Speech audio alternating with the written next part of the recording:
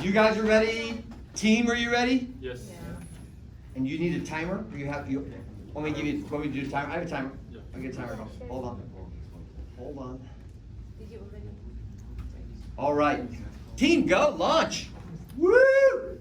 Okay, so hello everybody. We are Team 6, and today our presentation is going to be on Arthur and Aston, which is my parents' company. So Arthur and Aston is a company that is making leather. So they are producing and selling leather goods such as bags, handbags for men and women, wallet, and etc. The main problem we found is that the revenue is decreasing a lot. This is because of the market. It's becoming more and more competitive. There's a lot of low-cost substitutes. But the biggest problem is the consumer's purchasing power that is going down. So this is because of the economy in France. Because of this purchasing power going down, French people don't have money to buy accessories. They prefer focus on food, for example. So we believe that the best strategy to solve this problem is to expand. So we found two solutions, two strategies. So either expanding in the UK or in the EU. Here you can see is the French purchasing power over the years. So you can see after 2010 it decreased and then increased, but it's also below the average level. And here you will see in purple it's the gross income, and in green it's the purchasing power related to the gross income. So as you can see, it's decreasing over the years. So our topic was value chain, and we tried to solve our problem with the value chain. As you can see, our value chain goes from design to after-sales services, and we thought that we could maybe solve the problem with a horizontal integration of a new product line. But that would not solve our problem because the people in France still would not have the money to buy our new product line, right? So we decided to use or to go for another strategy.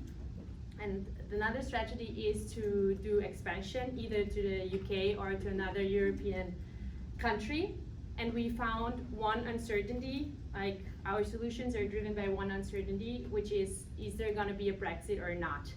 I mean, obviously the Brexit is gonna affect us if we're gonna go to the UK, because then it might be more expensive to go there, for example, higher tariffs or stuff like that.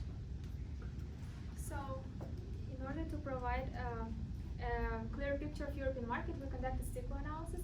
So the major trends are social, economical, political, and ethical.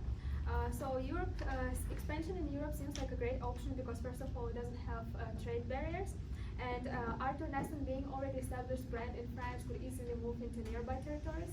And low tariffs for import goods from China also make it attractive opportunity to enlarge the business. But our uncertainty as Brexit regulations and rates on imports, so we think now is a better time to come into a well-known arena. But also the EU is a world fashion capital. World is a world capital for fashion, and this makes it the largest consumers of leather goods. But not everything is so good with Europe because it's not one country, it has a lot of different cultures and countries, and this makes the product introduction a little bit difficult because the companies have to cater to each sector individually. And not only that, the middle class in Europe, our main customer segment, has reduced over the years because of the recession in late 2000s. And right now, due to the weak and unstable economy of Europe, 70% likely to lead into another recession, and this will probably reduce the middle class even more, and probably it will disappear completely. And in addition, there is a big animal rights movement in Europe, and also support for leather substitutes. Although our customers are more traditional and classy, looking into the future, this could cause a problem for our company, and we might revise our perspective.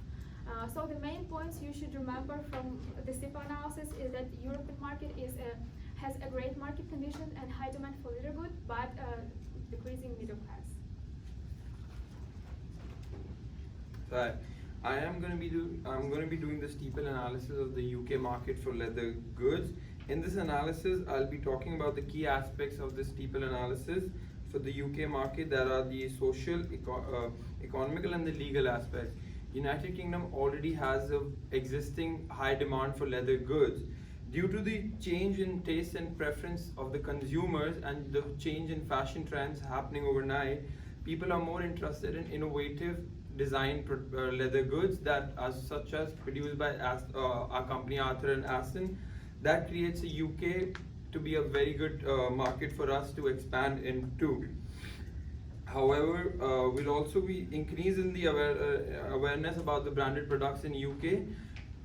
Enables us to target a new segment of consumers that want to go for the similar high quality leather goods that our company produces and sells. UK also, due to the stable economy in the UK, people have a higher purchasing power, which enables them to actually afford the bag easily, as well as spend on the other leather goods.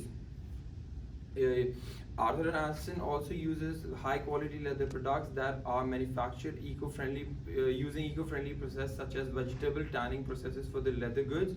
That goes hand in hand with the UK regulations for the leather import and production of leather and selling of leather goods into the country. That makes UK a very good market for Arthur and Aston to expand into. So, in establishing this into an actual strategy, we don't need to actually change that much from the company's current strategy. We're not changing the supply chain, we're effectively using the same warehouses that they have in France to distribute their product, but we'll be distributing direct to resellers in the UK. Now, as for whether we want to go through distributors in the UK or whether we want to have our own store, it's probably easier from the get-go to go through these distributors and down the line look at establishing a store in the UK. But one thing that this is dependent on is, as Antoine showed earlier, the website is in French only. So we need to actually translate this to drop the barriers between our product and its consumers to actually enable them to work with them. And as Satvik said, this is a major market fit for us. Everything works well together so that we can actually sell our product and have a market for it as compared to other places, but it is dependent on Brexit. So I'm going to talk a little bit about our contingency, which is the strategy we would recommend in the situation of Brexit. We would recommend to go to another country in the EU because the plan would be fairly similar to the plan for the UK, which means that we wouldn't need to have many different specifications. For the logistics, which is the main plan, the supply chain would stay the same, like Tom said, and there will still be no trade barriers. So that's why we recommend then trying to go for another European country. You might ask us, why not just go to Europe if you have the risk of Brexit, right? Even in the European Union, there is no market that fits our product just like the UK one. Right now in France, our market is very niche market, which is the middle-aged and middle-class consumers. In the UK, everyone is, there's a bigger part of the population who are looking for innovative leather products, even the younger population, so we would have a bigger market. And in Europe, we would still have to focus on our niche market.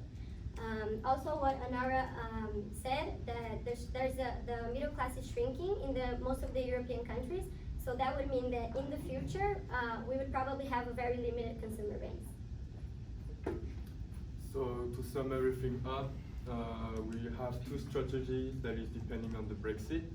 So if the Brexit is happening, we focus on the expansion on one European country one by one, or if it's not happening, we'll focus on the UK expansion. We also thought about a future possible revenue system, which is implementation of the new line, such as smartphone cases, computer covers with recycled leather. But as Isabel said, it's not fitting our value chain. So if you have any question, Otherwise, thank you.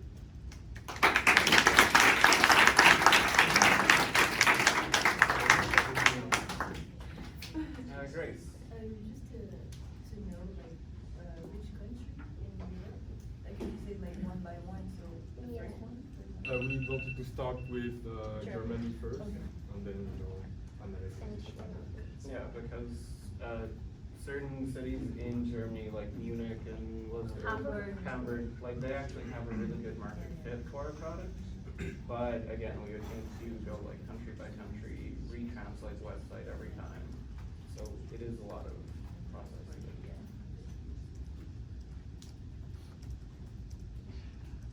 As I understand it, there are lots of different possible Brexits.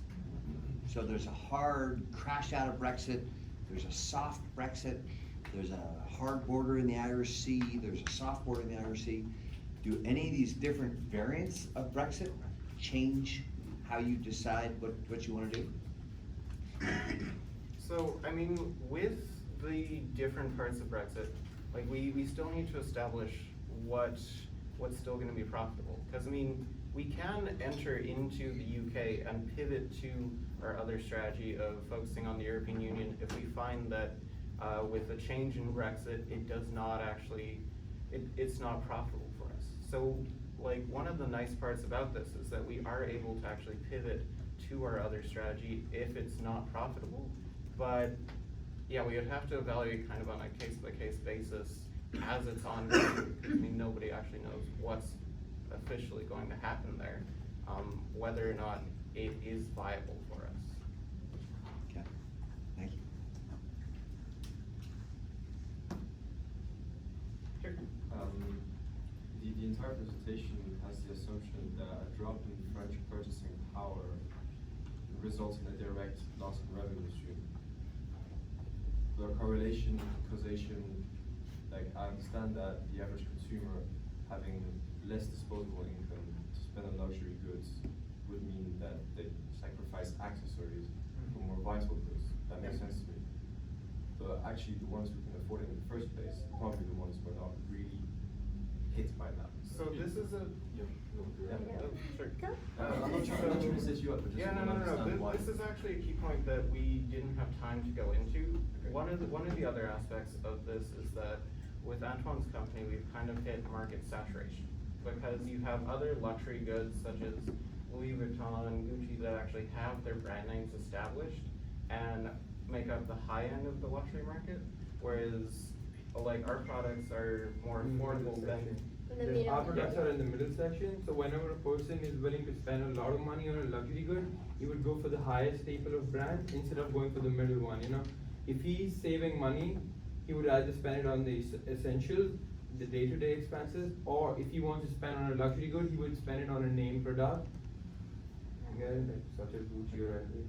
So it would actually like be smart for him to spend money on a luxury good. So our products are based for the middlemen, like they don't cost around £1,000, they cost around 300, 400 pounds, so that is affordable, but yet not so affordable when it comes to lower cost brands. So it is for the middle class market, thus causing a saturation in the market. That's why we're like aiming for UK, because UK has a bigger market and all the other option that we have. London will. Yeah, London is a perfect market fit for it. It's good. Thank you. Thank you.